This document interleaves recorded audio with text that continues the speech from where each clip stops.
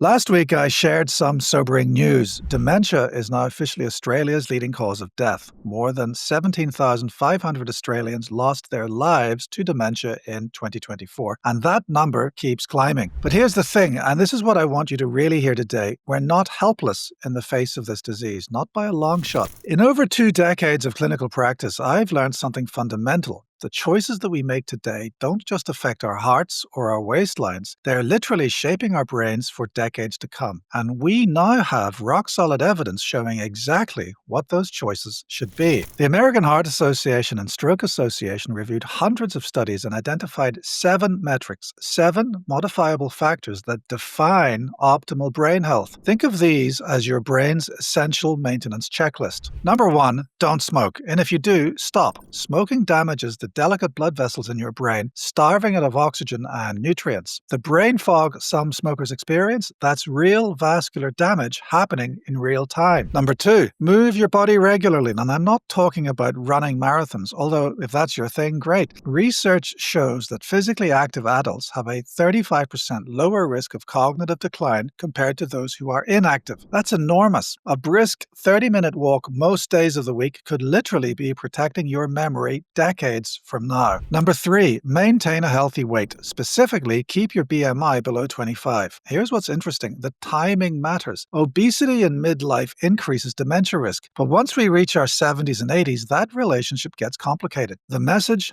Don't wait until retirement to get serious about weight management. Number 4, eat a brain-healthy diet. The evidence is strongest for Mediterranean-style eating. Plenty of vegetables, fruit, whole grains, fish, olive oil, nuts. One trial showed that people following a Mediterranean diet had measurably better cognitive function after just 4 years. Now for the medical targets, and yes, these do require working with your doctor. Number 5, keep your blood pressure below 120/80 without medication if possible. Hypertension in midlife, we're talking in your 40s and 50s, is consistently linked to cognitive problems later. Your brain's blood vessels are exquisitely sensitive to pressure damage. Number 6, keep your total cholesterol below 200 untreated. High cholesterol isn't just clogging up your arteries to your heart, it's affecting the intricate vascular network that keeps your brain functioning optimally. Number 7, keep your fasting blood glucose below 100. Diabetes and pre-diabetes doesn't just damage your pancreas and blood vessels, they're directly toxic to brain cells and interfere with the brain's ability to clear out protein debris that can accumulate into dementia pathology. Here's why all of this matters so much. Your brain consumes